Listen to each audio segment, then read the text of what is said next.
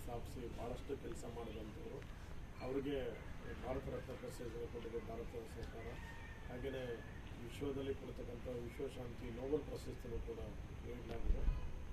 ಅವರ ಒಂದು ಬದುಕಿನ ಬಗ್ಗೆ ನಮ್ಮ ಹಿಂದಿ ಸರ್ ದಯಾನಂದ್ ಸರ್ ಒಂದೆರಡು ಅಭಿಪ್ರಾಯಗಳನ್ನು ವಿಚಾರಗಳನ್ನು ತಿಳಿಸ್ತಾರೆ. ಕೇಳಿ ತಿಳ್ಕೊಬೇಕು. ನಿಮ್ಮ ಬುಕ್ಕಲ್ಲಿ ಅವ್ರು ಬರ್ಕೋ, ಇವತ್ತು ಮದರ್ ತೆರೇಸಾ ಅವರ ಜನ್ಮದಿನ ಅಂತ ನಿಮ್ಮ ಡೈರಿಗೆ. ಪ್ರೀತಿಯ ಮಕ್ಕಳೇ, ಈ ದಿನ ಬರೀ ಭಾರತಕ್ಕೆ ಮಾತ್ರ ಅಲ್ಲ, ವಿಶ್ವಕ್ಕೆ ಒಂದು ವಿಶಿಷ್ಟವಾದ ದಿನ ಅಂತ ನಾವು ಹೇಳ್ಬೋದು. ಇವತ್ತಿನ ಭಾರತದಲ್ಲಿ ಕೃಷ್ಣ ಜನ್ಮಾಷ್ಟಮಿಯನ್ನು ನಾವು ಆಚರಿಸ್ತಾ ಇದ್ದೀವಿ. ಹಾಗೆ ಭಾರತದಲ್ಲೇ ಎಲ್ಲ ಕಡೆ ಇವತ್ತು ಮದರ್ ತೆರೇಸಾರವರ ಜನ್ಮದಿನವನ್ನು ನಾವು ಆಚರಿಸ್ತಾ ಇದ್ದೀವಿ. ನಾವು ಅವ್ರನ್ನ ಮದರ್ ಅಂತ ಕರೆದಿದ್ದು ಇತ್ತೀಚೆಗಾದರೂ ಅವರ ಕಾರ್ಯಕ್ಕೆ, ಸೇವೆಗೆ ನಾವು ತಾಯಿ ಅನ್ನೋ ಒಂದು ಬಿರುದನ್ನು ನಾವು ಕೊಟ್ಟು ಗೌರವಿಸಿದ್ದೀವಿ. ಆಗಸ್ಟ್ 26, 1910 ಅವರು ಜನ್ಮನ ತಾಳ್ತಾರೆ. ಒಂದು ಬಡ ಮಧ್ಯಮ ಕುಟುಂಬದಲ್ಲಿ ಜನ್ಮ ತಾಳಿದ್ರು ಕೂಡ ತಮ್ಮ 12ನೇ ವಯಸ್ಸಿನ ತನಕ ನಿಮ್ಮೆಲ್ಲರ ಹಾಗೆ ಒಂದು ಸಾಧಾರಣ ಬಾಲಕಿಯಾಗಿ ತಮ್ಮ ವಿದ್ಯಾಭ್ಯಾಸವನ್ನು ಮಾಡ್ತಾರೆ.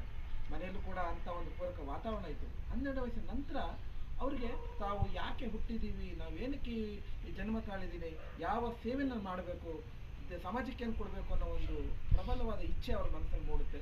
ನಂತರ ಅವರು ತಮ್ಮನ್ನು ತಾವು ಈ ಸಮಾಜ ಸೇವೆಗೆ ಸಮರ್ಪಿಸಿಕೊಳ್ಳುವಂಥ ಹೆಜ್ಜೆಯನ್ನು ಮುಂದಿಡ್ತಾರೆ.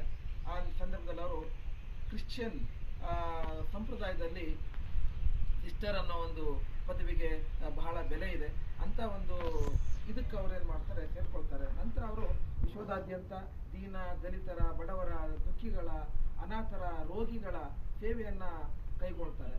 ಅವರು ಮಿಷನ್ ಆಫ್ ಚಾರಿಟೀಸ್ ಅನ್ನೋ ಒಂದು ಸಂಸ್ಥೆಯನ್ನು ಕಟ್ಟಿ ವಿಶ್ವದಾದ್ಯಂತ ಹಲವಾರು ದೇಶಗಳಲ್ಲಿ ಅದರ ಒಂದು ಇದಿದೆ, ಅಂಗ ಸಂಸ್ಥೆಗಳಿದ್ದಾವೆ.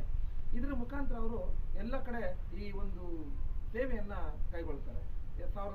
ಇದು ಏನಪ್ಪ ಅಂದರೆ, ಮೊದಲನೇ ಮಹಾಯುದ್ಧ, ಎರಡನೇ ಮಹಾಯುದ್ಧ ಮತ್ತು ಎಲ್ಲ ಕಡೆಯವರು ಈ ಒಂದು ತಮ್ಮ ಸಂಸ್ಥೆಯ ಕಡೆಯಿಂದ ಸೈನಿಕರಿಗೆ, ಅನಾಥರಿಗೆ, ಯುದ್ಧ ಸಂತ್ರಸ್ತರಿಗೆ ಸೇವೆಯನ್ನು ನೀಡ್ತಾ ಹೋಗ್ತಾರೆ. ನಂತರ ಅವರು ಕೋಲ್ಕತ್ತಾಗೆ ಬರ್ತಾರೆ, ಭಾರತಕ್ಕೆ ಬರ್ತಾರೆ.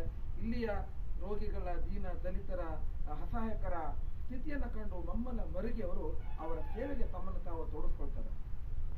ನಂತರ ಈ ಒಂದು ಸೇವೆಯನ್ನು ನಾವು ಹೇಗೆ ವರ್ಣಿಸಿದ್ರು ಕೂಡ ಸಾಧ್ಯ ಆಗೋದಿಲ್ಲ. ವಿಶ್ವದಲ್ಲಿ ತೆರೇಸಾರಂತಹ ಮತ್ತೊಂದು ಮಹಿಳೆ ನಾವು ಹುಡುಕ್ಲಿಕ್ಕೂ ಸಹ ಸಿಕ್ಕೋದಿಲ್ಲ. ಯಾಕೆಂದರೆ ಅವರ ಸೇವೆ ಯಾವುದೇ ಕುಷ್ಠರೋಗಿ ಇರ್ಬೋದು. ಆ ಕಾಲದಲ್ಲಿ ಕುಷ್ಠರೋಗ ಅನ್ನೋದು ಭಾಳ ಹೆಚ್ಚು ಪ್ರಬಲವಿತ್ತು, ಚಿಕಿತ್ಸೆ ಇರ್ತಿರಲಿಲ್ಲ.